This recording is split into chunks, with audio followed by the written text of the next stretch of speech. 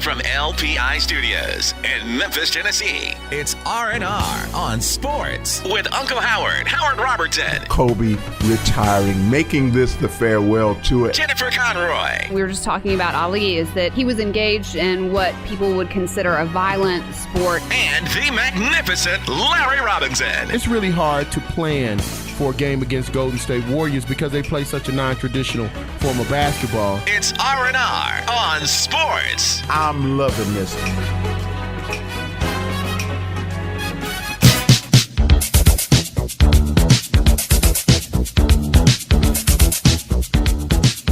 Hello and welcome to a little R&R on Sports. I'm Uncle Howard. And I'm Jennifer Conroy. And I am the fantabulous, the amazing, the extraterrestrial. Get it out. Larry Robinson. What's up, America? We back again. Tell a friend. This boy is delusional. I like it when he quotes white He is delusional.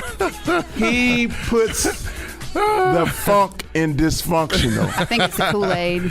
Oh, man, listen. How y'all doing? Man, wonderful, weekend. Happy weekend. Great, another great weekend, another great week. Yes. Hey, Jen. Hey. Got your black stuff on. I have to describe. She got on a Michael Jackson. She got on a Michael Jackson. Every week. I'm trying to fit in. Every week. Me and Mike about the same color, so. Every week it is my mission to describe to America how svelte and sexy you look. I'm in leather and today it's all black. I'm going to whip somebody. You look like you're going to beat somebody. That's I'm going to whip it good. You got a little S&M costume on. You know, she got that capacity. Somebody's going to pay. She can go there.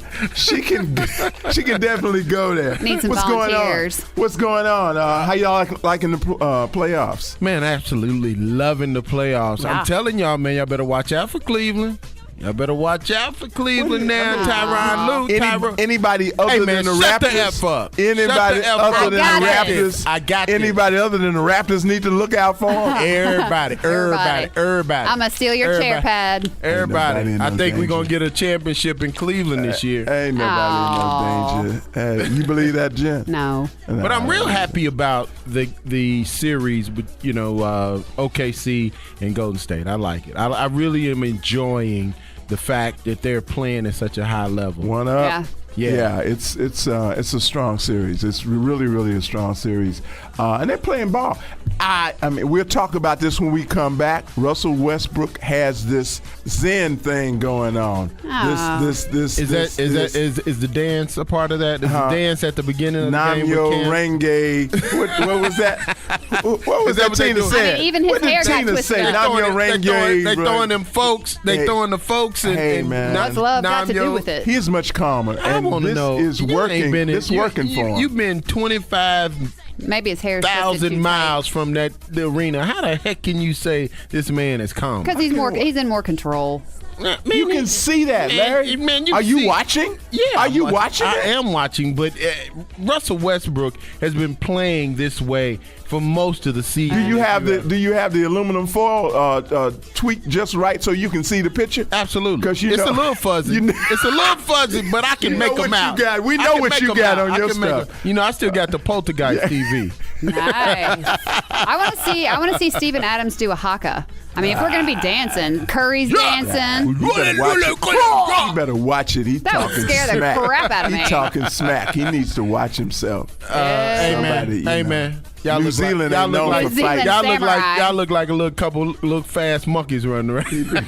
Not me.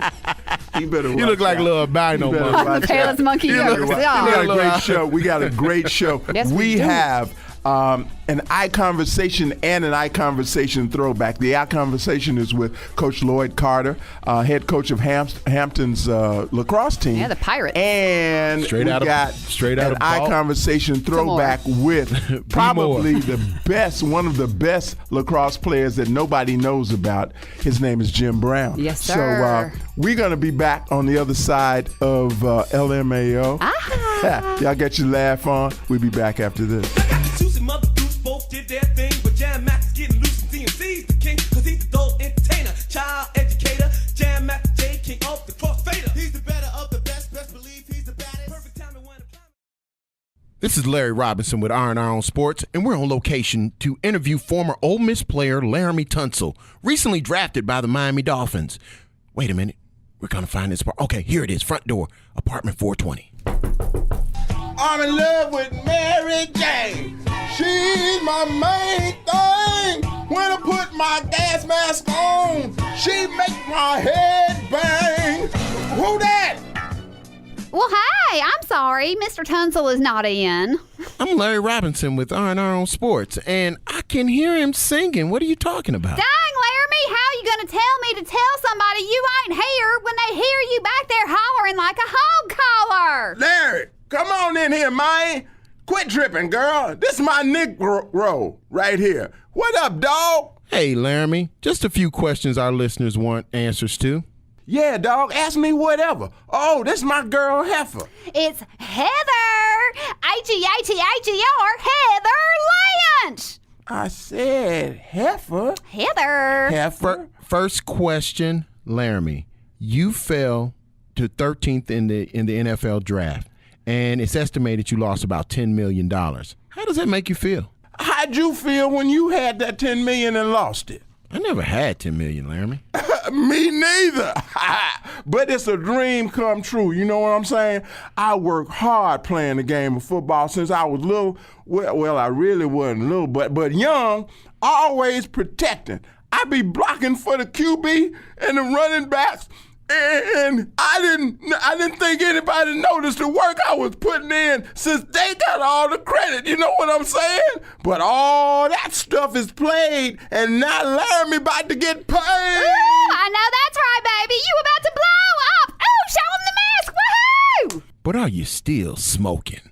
On that video of you, a Confederate flag is in plain view and on the wall over your head. Were you aware of that at the time? Excuse me, do you have a problem with the state flag of Mississippi? Aware of something over my head? Man, I wasn't even aware I had a head, because that thing blew my head off. But I don't smoke nothing now. I just eat my green vegetables. Green vegetables? Yeah, here, have some of this broccoli. No broccoli for me, Laramie. Ooh, can I have some broccoli? Broccoli.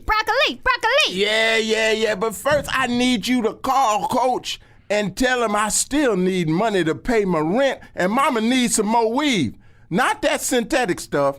Order her about 6 yards of their best rumor hair. You feel me, Heifer? It's Heather. H-E-A-T-H-E-R. I got you, baby. It's been a long time, I shouldn't have left you without a strong rhyme to step to. Think of how many weeks shows you slept through. Time's up, I'm sorry I kept you thinking of this. You keep repeating your miss the rhymes from the microphone solo with. So you sit by the radio, hand on the dial soon. As you hear it, pump up the volume. Dance with the speaker till you hear it blow. Then plug in a And here we are back again. Beginning all of this stuff with Top of Mind. Top of mind. You're making me miss the falsetto.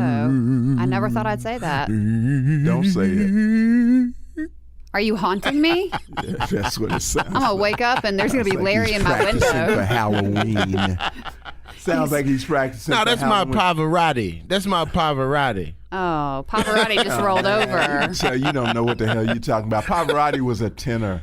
Oh, and that means what? That means it's That's higher. not what you did. Oh, I can't do it, man. I got Okay, this promise. well, that's not Pavarotti then. I gotta go into the next realm and have a conversation with my dude, man, to see if he can release me from that commitment. I release you. From No, that commitment. nobody will release you. Yeah. Now, the next release you get will be a real release.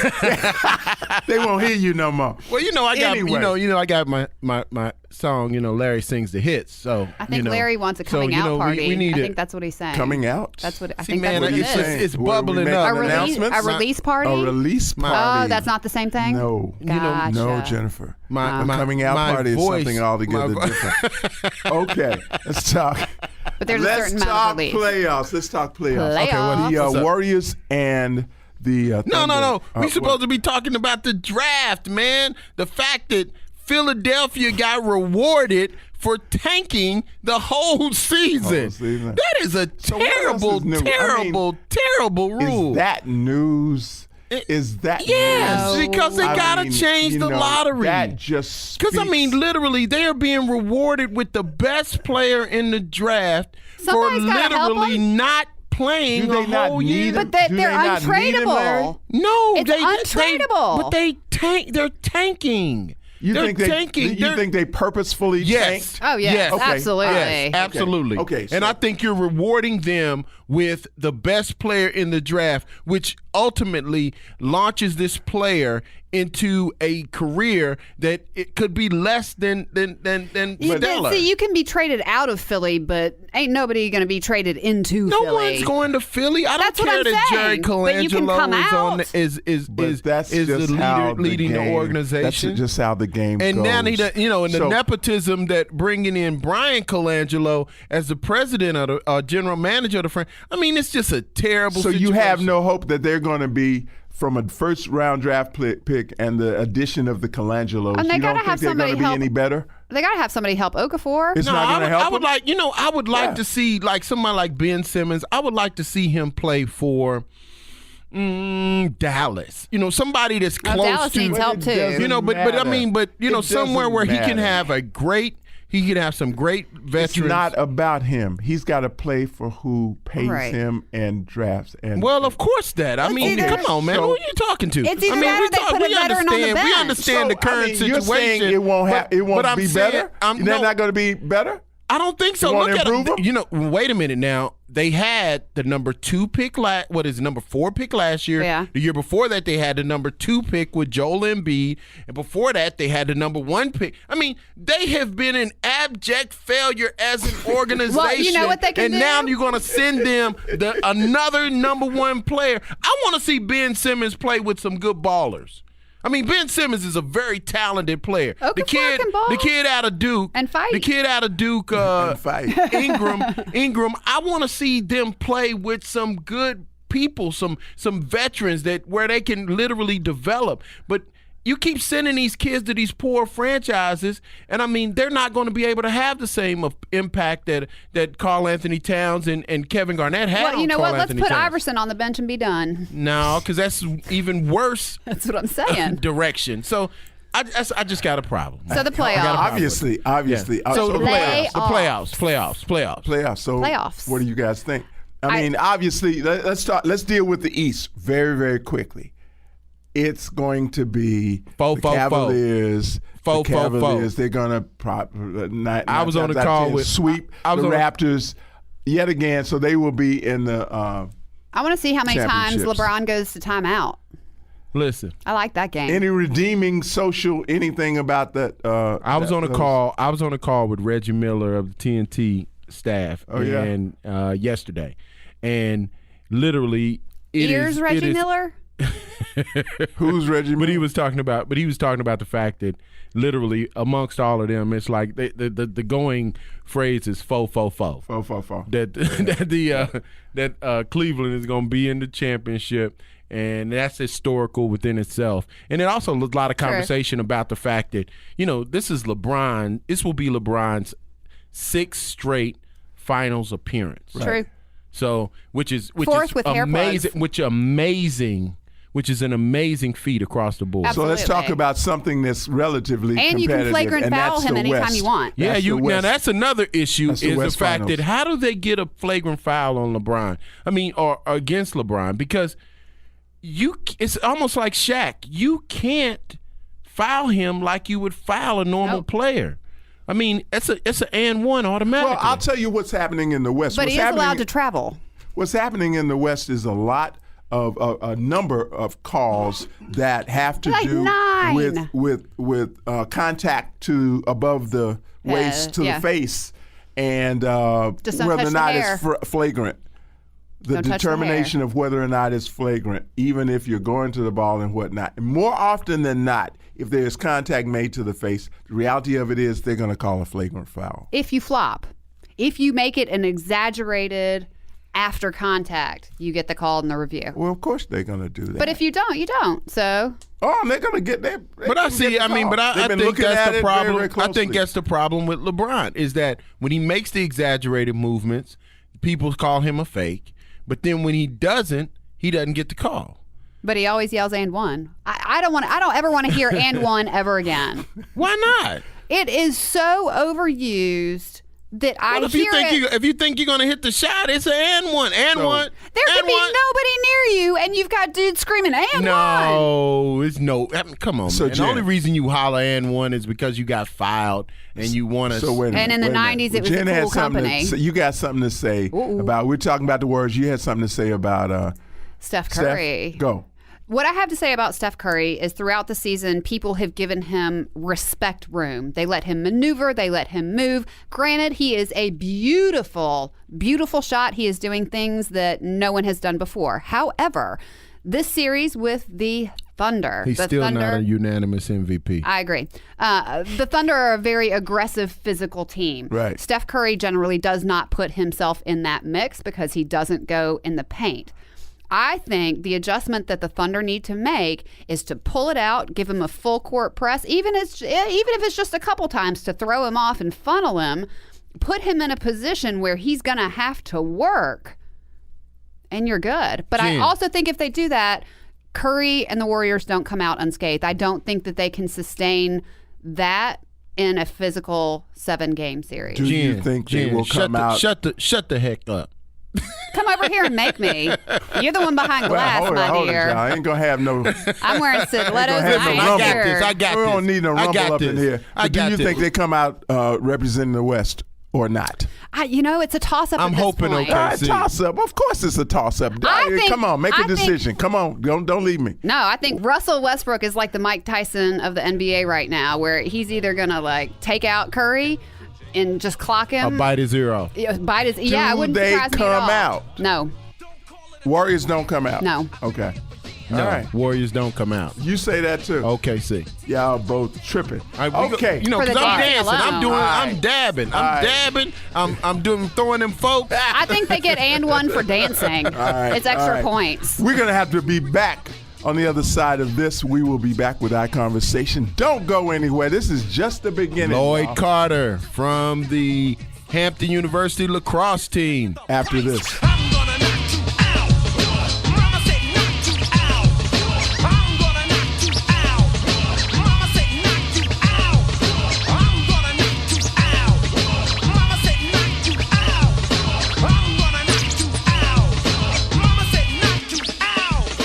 Don't you call this a regular jam. I'm gonna rock this land. I'm gonna take this city, bitty world by storm. And I'm just getting warm. Y'all know me, still the same OG, but I've been low-key, hated on by most these. No cheese, no deals, and no G's, no wheels and no keys, no boats, no snowmobiles, and no skis. Mad at me because I can finally afford to provide my family with groceries. Got a crib with a studio. And we're back with iConversation here on R&R on Sports. And of course, an icon is an image. And today the image is of the sport of lacrosse, which has not been an image that has been connected very much with HBCUs, historically black colleges and universities, but is absolutely that situation now, particularly at Hampton University. We have the pleasure of having the head coach of the lacrosse team at Hampton. I am talking about Coach Lloyd Carter. Coach, welcome to R&R on Sports. Thank you for having me. I really appreciate you taking the time to talk to me. Absolutely, absolutely. Now, we're just going to take it and start from the on the real, as the kids say. Lacrosse Don't try to sound hip, man. We don't need that from old people. You're supposed to say keep it 100. We just need you to keep the energy I said, straight. as the kids say, Larry. I didn't say that. I mean, they say on the real, but at any rate, I don't know what kids you're talking about. Well, I'm talking about anybody younger than me. Talk to us about lacrosse itself, how you got involved in it, and we're going to get to where you guys are now at Hampton. But talk to us about lacrosse and your involvement personally. Well, historically, lacrosse is probably one of the oldest sports in America. It was originated by the Native Americans, and they used it in various ways to settle disputes between tribes. It's recreational. They also use it as some sort of religion. They refer to it as the creator's game, and some Native American tribes, as soon as the child's born, while he's still in the cradle, they'll give him a lacrosse stick, and when they grow old and die, they bury him with a lacrosse. Wow! Wow! So that's how deep the sport is with a lot of Native Americans. And then, as the country grew, Caucasians took the sport and really developed it to where it is now. And so you see it throughout, the collegiate level. You actually have professional lacrosse players. And then, obviously, there's many youth sports programs and high school programs throughout the country. So my involvement came about. Most of the time when you talk about lacrosse, it's referred to as it's looked at as predominantly all-white sport. Majority of people who are involved in the sport are Caucasian. When I grew up in West Baltimore, Maryland, West Baltimore. Evanston Village is actually the neighborhood. And in Baltimore City, the high schools had varsity lacrosse programs, which is probably very unique compared throughout the country. And this was back in the 60s. So my brother, who's like 9 years older than me, he was involved in lacrosse at Edmonton High School. So I had privy to know what lacrosse was growing up at a very young age. The first time I picked up a stick, I was probably like 6 or 7 years old. Probably in the mid-60s. Now, speaking of the stick, right. Talk about the equipment that's involved. Okay, well, you have to play with a stick. It's a sport that you can't touch the ball with your hands. There's three main types of sticks. There's an offensive stick, which is about 40 inches long. Then there's the defensive stick, which is like 6 feet long. And then there's the goalie stick, which is 40 inches long, but the netting is much wider to give the goalie opportunity to stop the shot when you shoot at him. In the men's sports, you have helmets, shoulder pads, arm pads, and gloves because it's a contact sport. And obviously, most of the time you're playing on either grass field or turf field, so you wear cleats. And that's basically the outfitting of a lacrosse player. Okay. Now, now this is R&R on Sports, and we're speaking with head coach of the Hampton University lacrosse team, Lloyd Carter. Coach Carter, how did the whole situation come about? Briefly.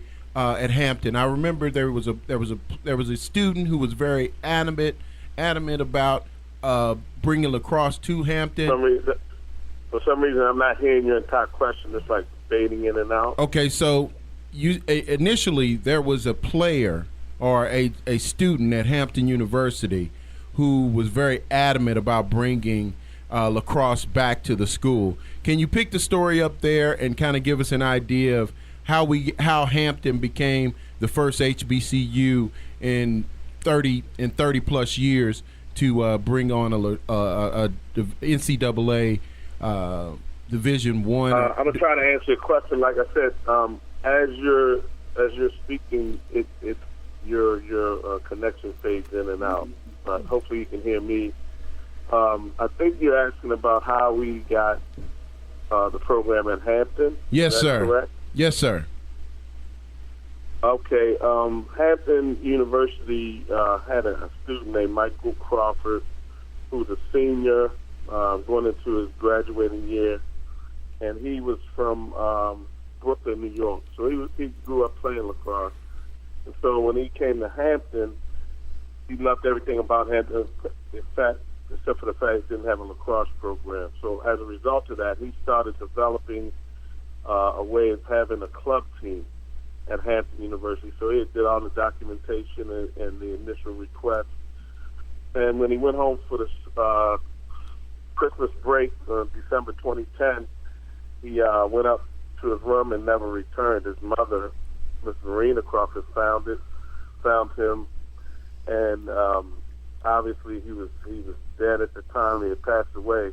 Oh, man. So the reason that we found out later, he died from sudden cardiac arrest from an enlarged heart. Wow. So once she went through the grieving process, she found his documentation, and she wanted to keep his dream alive. And ESPN does a real good story covering it. Mm-hmm. And what happened was she didn't know who to go to, so she Googled black lacrosse coach, and my name came up on the Google search. And when she called me, I was actually still working in Baltimore City as a deputy chief for the Baltimore City Fire Department, and I got the call, and I called her back from my office, and we had a real emotional conversation about the loss of her son and his dream. And because I had started an inner city program in Baltimore City called Black Flag, BLAX, that's probably why my name came up. And in the middle of a conversation, I just interrupted her, and I asked her if she believed in God. She said yes. And I told her God had her call the right person. Wow. And from that point on, I used to drive from Baltimore to Hampton University, like one way, 3.5 hours every weekend during the season for about 2 years. And she actually relocated from Brooklyn to Newport News, Virginia, her and her husband, for a year. And we got the program up and running as a club level team. And so that's how the team got started. But listen, Coach, they got you going out to midfield to give you an honor, but they wanted to know what theme music they should play just for you as you're walking out. So I want to know, what's your theme music, Coach? Wow. All right, so I got a lot of songs that you know, I'm from a theme music perspective. One of the things when we first announced we were going to Division I, I used to walk around and I used to just scream out loud, "It's real! It's real!" I used to just say that a lot. And they just thought I was losing my mind, but it was real. It's gone from reality to actually taking place. And as a result of that, where that really came from, and I wouldn't use this as a walking out theme song, but when I think about soundtracks, it's BB CeCe Winans, "Searching for Love." If you ever get a chance to hear that song. Okay. And the brother, he sings a song, and it talks about, "I know it's real." And now when I listen to it, I can't get through the song without breaking down. All right. I thought he was going to say, Yeah. Jennifer Lopez, "I'm real." Got a special meaning. No. My I was scared, my belief's Coach. a little bit stronger than J-Lo. Thank you. There you go. There you But go. if you have actually listened to that song,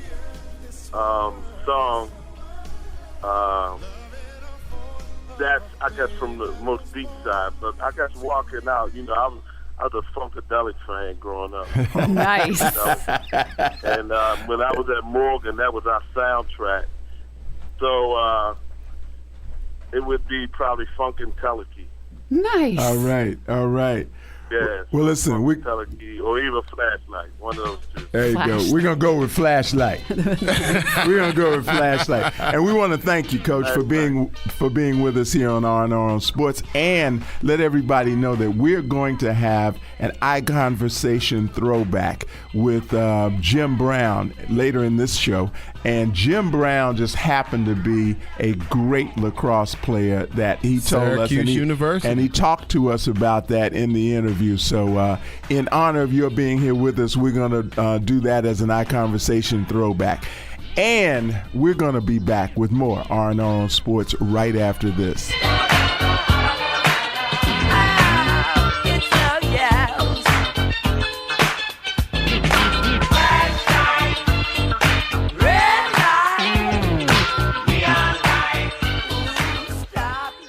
R&R on Sports with iConversation. The executive director of the NBA Players Association, Ms. Michelle Roberts. Thank you guys for having me. I appreciate it. He is currently managing director and chairman of USA Basketball, Mr. Jerry Colangelo, with us here on R&R on Sports. Thank you, guys. Nice to be with you. The one, the only, Detlef Shrimp. Hey, Howard and Larry, thanks so much for having me. I'm excited to be on the show. Ken Griffey Jr., how are you today, sir? I'm good. How about you guys? Catch iConversation on R&R on Sports, part of the Katsukian Network. Hey, this is John Hollander, Vice President of Basketball Operations for the Memphis Grizzlies. You're listening to R&R on Sports. Everybody jump, jump, jump, jump, jump, jump, jump. Everybody jump, jump, jump, jump, jump, jump, jump. Revelation. Some of y'all know how to do this. Some of y'all don't. Some of y'all might be with this. Some of y'all won't, but listen. Let me clear my throat. Let's go, y'all. Oh, say what? And we're back. This time, we're always looking for new and better ways to engage you guys as our listeners, because we appreciate having you. This time, we have such a tremendous resource of iConversations, interviews with sports icons going back a couple of years that we want to bring them back. We know that a lot of our audience has not had an opportunity to hear them, and today we have one that's phenomenal. Featuring something like a phenomenon. one of the greatest football players and running backs of all time. His name is Jim Brown. And apparently a heck of a lacrosse player. Absolutely. Heck of a His lacrosse shot player. was an underhanded. He threw an underhanded shot. Oh, you knew about that, huh? Yeah, he's a bad boy. About 300 miles an hour, actually. Number 32 with the Cleveland Browns could also run around you or over you. True that. And we're happy to bring back this iConversation. Check it out right now. And we're back with a little R&R on Sports and our iConversation segment, and it's called that for a reason. We endeavor to get icons of celebrity and icons of humanity, and we have just that with us today. We have NFL Hall of Famer, actor, activist, man about the world, Mr. Jim Brown. Welcome to R&R on Sports, Jim. Thank you. It's real nice being on. Glad to have you. Well, listen, Jim, I'm going to jump right in on one of the most historic moments in all of sports. Was the time that you guys, the sports world, the African-American sports world, the elite, came together on behalf of Muhammad Ali. Now, we see the picture of the press conference. What happened the 2 to 3 hours before, and if you could share that with us today? Well, basically, we all gathered at my office in Cleveland and really talked about a lot of the points we wanted to make. And Ali was not a part of that particular conversation. He was at my home.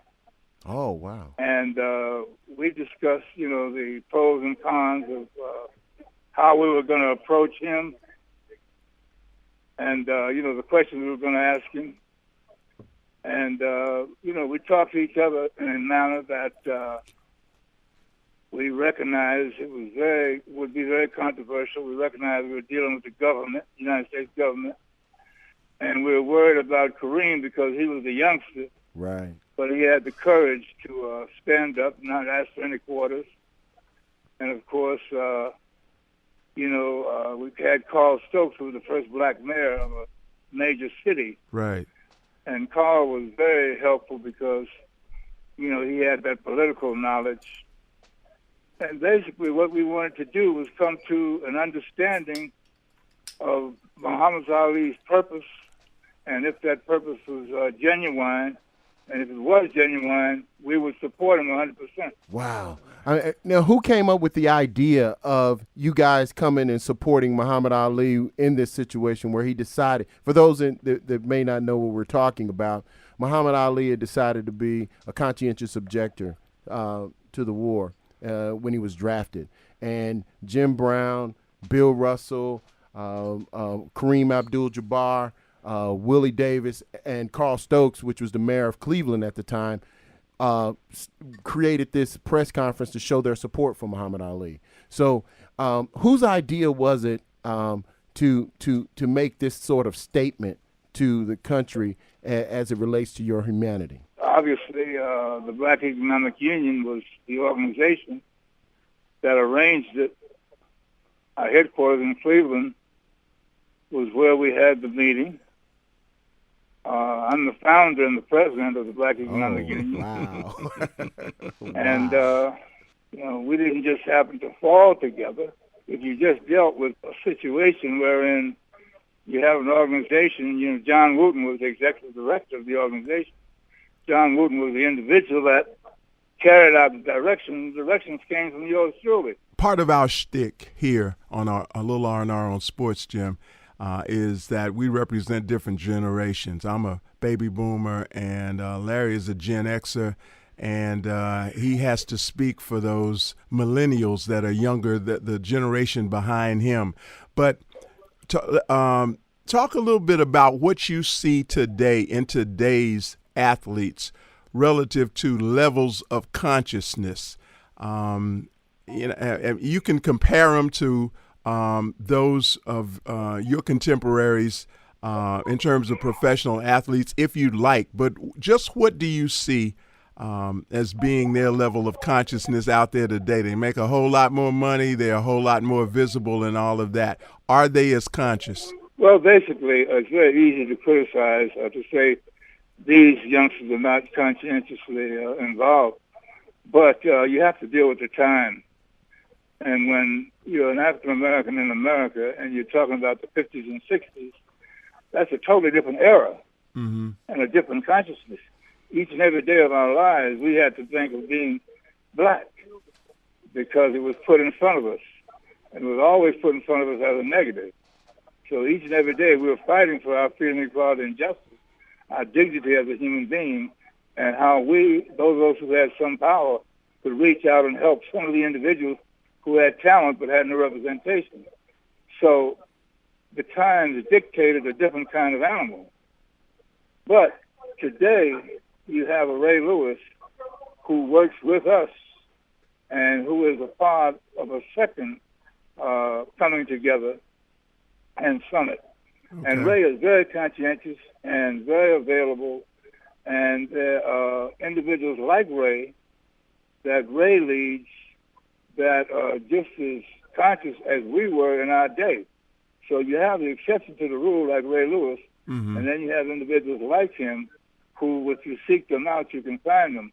But the majority of individuals living in a different time, enjoying their $1 million contracts, they are not as concerned as they would be if they came up in the 50s and the 60s. Well, Mr. Brown, recently we had the whole situation where the National Labor Relations Board in Illinois voted that college athletes are in fact, or at least the Northwestern University football players were in fact employees of the university.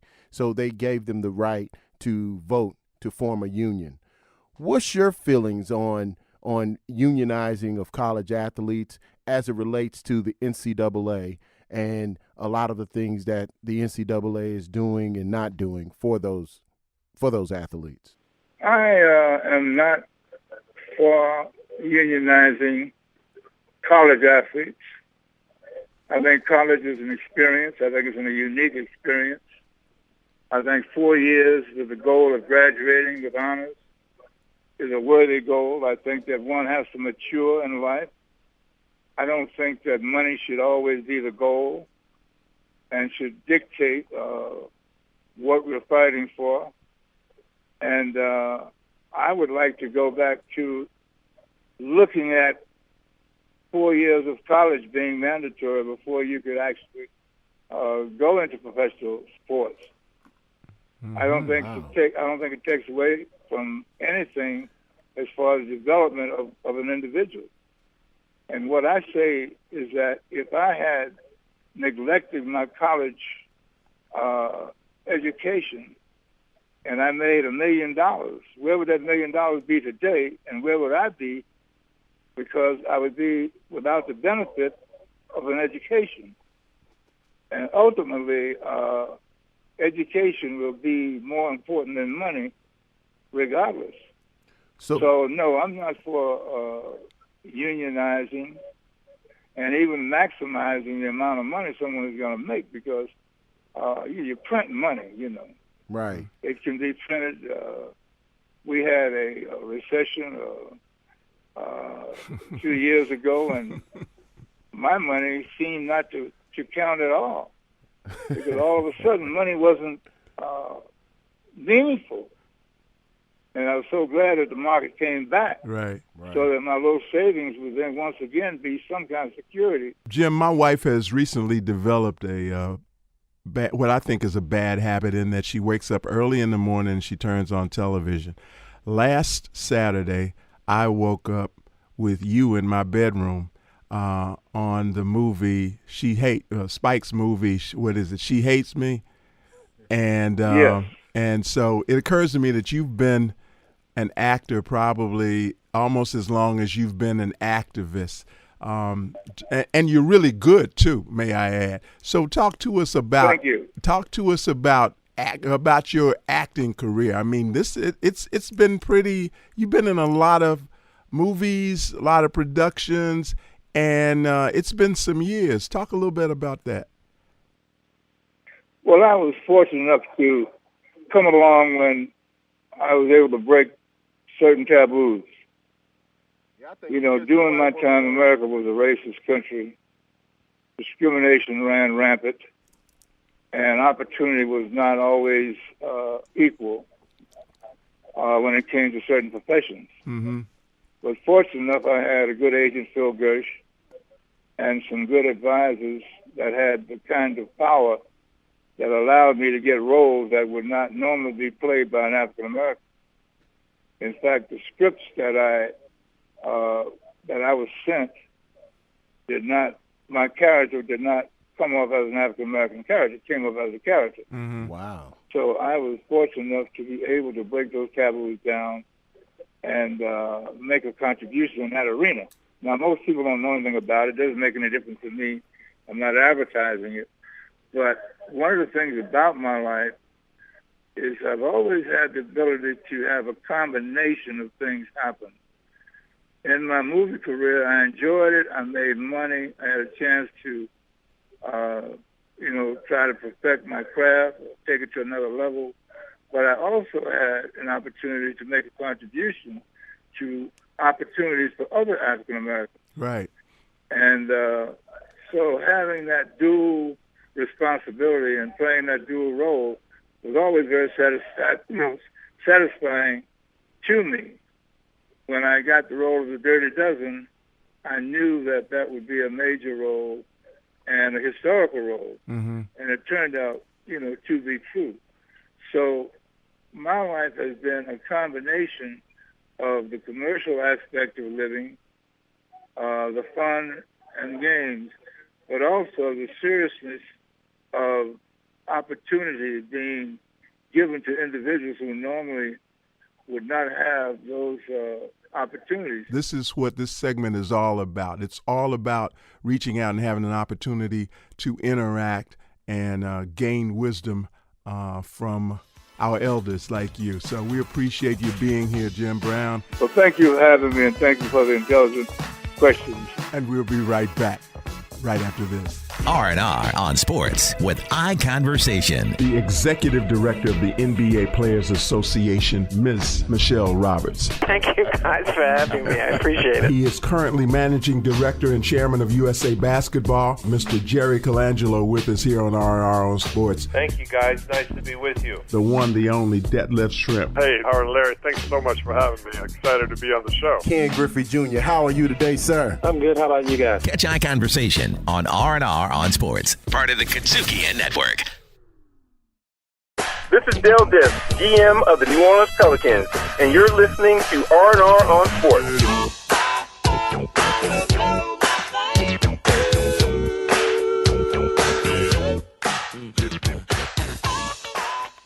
This brings us to the end of yet another fun-filled hour Adios. of R&R on Sports. Peace. Ciao. It has been more than our pleasure to be with you for the last Shalom. hour. Y'all saying goodbye in different languages. Yeah. What's I holla? That's West Memphis. That's West Memphis.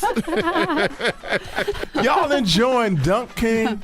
Man, Are y'all seeing it? Oh my You watching God! it? On TNT, y'all. This thing is Following so the playoff ridiculous. games. I mean, these boys. I mean, they just need to do away with the dunk contest in the NBA and do Dunk Absolutely. Kings as a part of All-Star Weekend. They They jumping put over Zach people. Levine to shame. They're jumping over people. They're jumping over cars. They're jumping over Motorcycles. What? It's this All one. kind It's this of one stuff. kid. It's this one kid that's melanin challenged.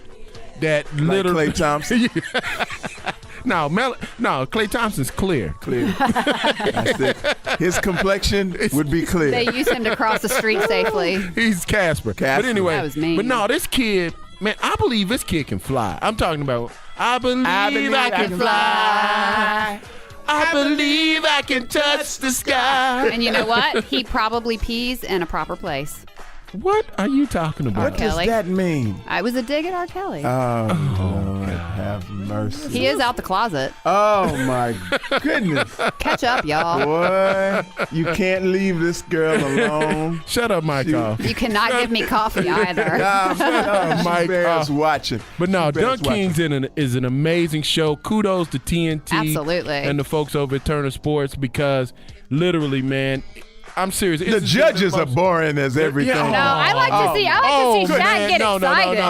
No, I mean, love to see. No. Charles Between the Barkley gives legs. everything a 95. And then the kid, Charles what's Barkley the kid? looks like a Terrence? bowling ball. Terrence has no business being anywhere near this. Yeah, no, We got to agreed. get out of here. Y'all live life well. Have a great week.